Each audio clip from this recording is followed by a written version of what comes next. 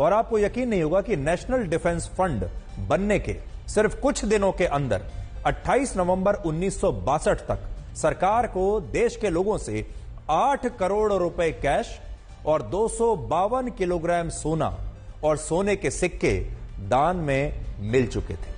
252 kilogram सोना और 8 करोड़ रुपया देश के लोगों ने तब सरकार को दे दिया, यह कहते हुए कि यह भारतीय सेना के काम आएगा और आप युद्ध लड़िए अच्छे से और चीन को हरा दीजिए। और उस समय के हिसाब से अगर आप देखें 1962 के हिसाब से तो यह बहुत बड़ी रकम मानी जाएगी। एक तुलना करके देखिए,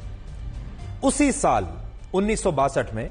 पूरे देश में लोकसभा के चुनाव हुए थे। जैसे आज अभी लोकसभा के चुनाव चल रहे हैं, ऐसे ही 1962 में लोकसभा के चुनाव हुए थे और पूरे चुनाव पर लोकसभा के 7 करोड़ 20 लाख रुपए का खर्चा आया था। 7 करोड़ 20 लाख रुपए में पूरा लोकसभा चुनाव हो गया था 1962 में, जबकि युद्ध के दौरान भारत के लोगों ने कुछ ही दिनों में 8 करोड़ रुपया सरकार को दान में दे दिया था। इसका मतलब जितना पैसा लोकसभा चुनाव में खर्च होता था पूरे देश के चुनाव कराने में, उससे कहीं ज्यादा पैसा लोगों ने सरकार को दान में दे दिया। और जो 250 किलोग्राम सोना सरकार को दान में मिला था, अगर आज के हिसाब से उसकी कीमत निकाली जाए तो आज उसकी कीमत होगी लगभग 185 करोड़ रुपए। 185 करोड़ रुपए का सोना और 8 करोड़ रुपया। नेहरू की सरकार ने लोगों से यह सारा पैसा और सोना चीन के खिलाफ युद्ध में सेना को अच्छे हथियार उपलब्ध कराने के लिए, संसाधन उपलब्ध कराने के लिए लिया था और तब कहा था कि अगर देश के लोग सेना की मदद के लिए आगे आएंगे तो भारत चीन से यह युद्ध जीत जाएगा। लेकिन हकीकत में भारत दुर्भाग्य से यह युद्ध हार गया। और इससे भी बड़ी बात यह है कि इसके बाद कांग्रेस पार्टी ने कभी देश को यह नहीं बताया कि उसने इन पैसों का और इतने 250 किलोग्राम सोने का क्या किया। उस समय कई बार यह मांग उठी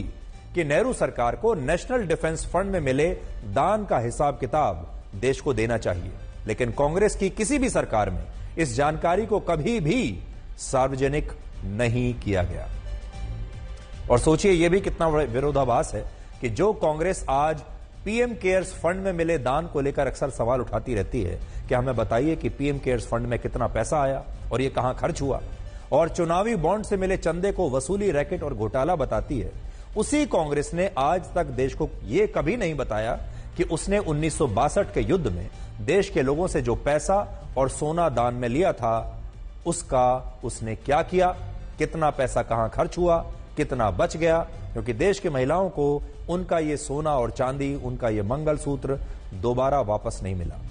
और सोचिए कांग्रेस पंडित जवाहरलाल नेहरू के कार्यकाल की इतनी तारीफ करती है, जबकि सच यह है कि उस समय सरकार इतनी भी सक्षम नहीं थी कि वो भारतीय सेना को जरूरी मदद और हथियार भी दे पाती। और सरकार को युद्ध शुरू होते ही लोगों से मदद मांगनी पड़ी और बाद में इस मदद का भी सरकार ने कोई हिसाब किताब इस देश के लोगों को नहीं दिया। वर्ष 1962 के बाद वर्ष 1965 के भारत पाकिस्तान युद्ध में भी कांग्रेस ने सेना की मदद के लिए लोगों से ऐसे ही पैसा और सोना दान में देने की अपील की और बाद में इस दान का भी कांग्रेस ने कभी कोई हिसाब नहीं दिया। और उस जमाने में मुसलमानों को खुश करने के लिए एक फेक न्यूज भी लोगों ने फैलाई थी कि हैदराबाद के आखिरी निजाम मीर उस्मान अली खान ने पाकिस्तान के खिलाफ युद्ध लड़ने के लिए भारतीय सेना को 5000 किलोग्राम सोना दान में दे दिया है और इसकी घोषणा उन्होंने खुद पूर्व प्रधानमंत्री लाल बहादुर शास्त्री से मुलाकात करने के बाद की है। और ये एक ऐसी फेक न्यूज है जिस पर आज भी बहुत सारे लोग विश्वास करते हैं, जबकि वर्ष 1918 की एक रिपोर्ट में यह बताया गया कि हैदराबाद के आखिरी निजाम ने 5000 नहीं बल्कि 425 किलोग्राम सोना सरकार को तब दिया था, 5000 नहीं दिया था। और यह सोना भी उन्होंने दान में नहीं बल्कि गोल्ड बॉन्ड्स में निवेश किया था। सरकार के गोल्ड बॉन्ड्स में उन्होंने निवेश किया था, दान नहीं दिया था। और इस निवेश पर उन्हें 6.5% की दर से ब्याज मिलना था। लेकिन देश में यह झूठ फैला दिया गया कि हैदराबाद के निजाम भारत से इतना प्यार करते हैं कि उन्होंने पाकिस्तान के खिलाफ युद्ध लड़ने के लिए भारत की सेना को इतना सोना दान में दे दिया। हालांकि मीर उस्मान अली खान के पोते नजफ अली खान आज भी यह दावा करते हैं कि उन्होंने 5000 किलोग्राम सोना ही तब दान में दिया था।